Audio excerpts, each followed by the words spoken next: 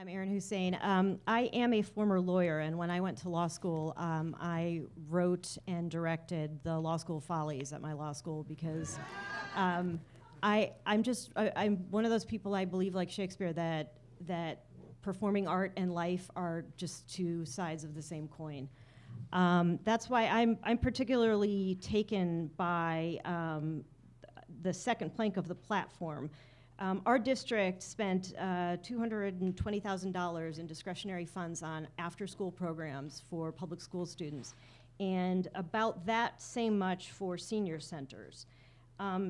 This is money that obviously, we don't need to spend that much money if we are creating a way to benefit the communities, all of the communities. So if we can help out independent theater by allowing them to use public school space or using senior center space, and then at the same time they're running a workshop for seniors who, I think Mary said, a lot of them have performing arts backgrounds themselves, or children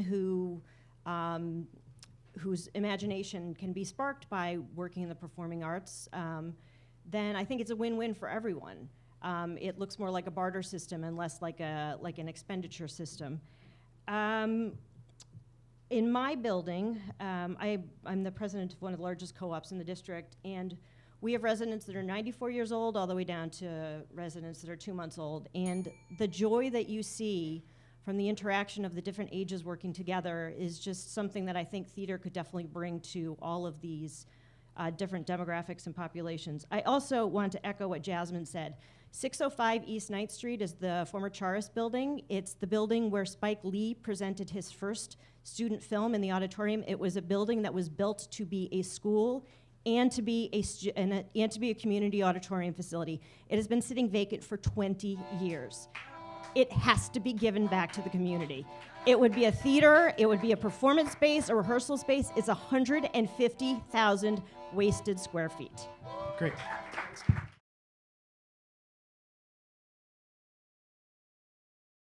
Raise your hands if you are willing to be a co-sponsor to Ben Kalis's City Spaces initiative to create a searchable database of unused or underutilized city-owned spaces. Great. Raise your hands if you will clearly and visibly list your stances on issues facing indie theater and the performing arts on your campaign's website and literature. Okay. You support campaign finance reform and getting money from PACs, super PACs, or special interests out of political campaigns at all levels. You commit to covering the gap created if there are cuts on a federal level to the National Endowment for the Arts and the National Endowment for the Humanities. You support a path to citizenship for artists who come to this country to perform or work on indie theater productions. You support the efforts by New Yorkers for Culture and Arts in getting parity in the NYC Cultural Plan between our Cultural Institutions Group and Cultural Development Fund. All right. You support the expansion of the Cultural Institutions Group to include independent theater anchor venues.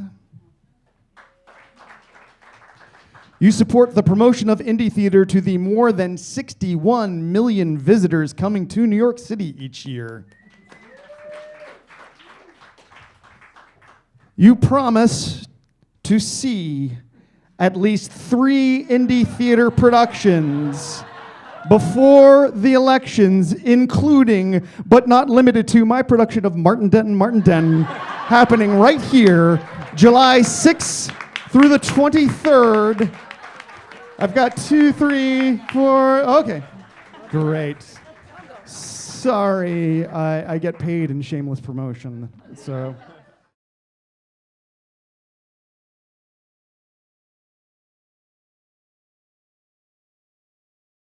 So Wizard of Oz.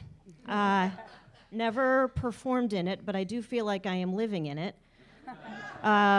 Wizard of Oz, out-of-touch leader hiding behind a curtain, only interested in maintaining his own power. Lots of small districts being affected by the fear and the feeling that they can't control their lives anymore. I live on 10th Street. I live 4 blocks away from where the Palladium, which I loved, and I think I had my first underage drink there. It was a wonderful space. It was a community space. It was also a performance space and a concert space, and now it's a dormitory. There's 3 or 4 other buildings that Andrew Berman mentioned in that same email that are all within 3 or 4 blocks of me. So what can we do? There are a couple things we can do about affordable housing. The number one thing that we can do is we need to take a comprehensive look at our land use laws. Our land use laws have not been comprehensively reviewed since 1966, and they don't work for the city anymore. They work for some people in the city, they work for developers. They don't work so well for the communities. We need to have, the communities need to have a seat at the table, a serious seat at the table with teeth when these huge changes are being proposed to our neighborhoods. When you are ripping down beautiful historic tenements that have affordable housing, truly affordable housing, and you're replacing them with a hotel or a gigantic residential building, and you're putting 100 affordable units in, but they're priced so that within 2 years they're not going to be affordable anymore. Those are affordable units that are leaking out of the system. The second thing we can do is, I love your idea of creating more West Beths. You know, if we can have a tech hub, we can have an artist hub. Why not have an artist hub? I mean, there's definitely vacant buildings around that the city could acquire, and the city could, or heck, build them. I mean, you know, if you build them, they will come. But, you know, we have to figure out, you know, where our value is. Tech hub might be nice, but I would rather have an artist hub 3 blocks from where I'm trying to raise my family.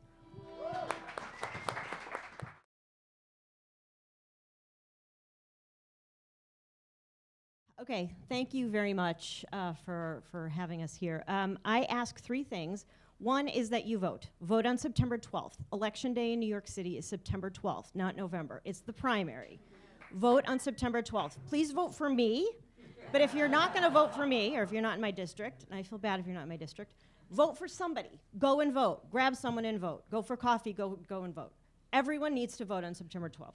Second thing I would ask is, if you don't know who your state senator is in Albany, find out, and find out if that person is a member of the IDC. These are the people that are making New York State a red state.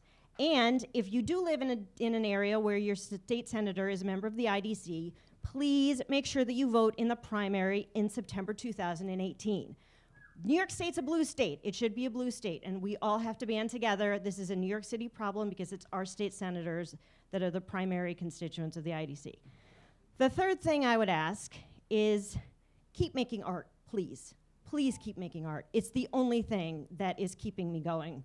And since November, early November, we rely on it. We rely on it to make us feel happy when we're sad. And I just, God bless all of you for participating in that process. Thank you.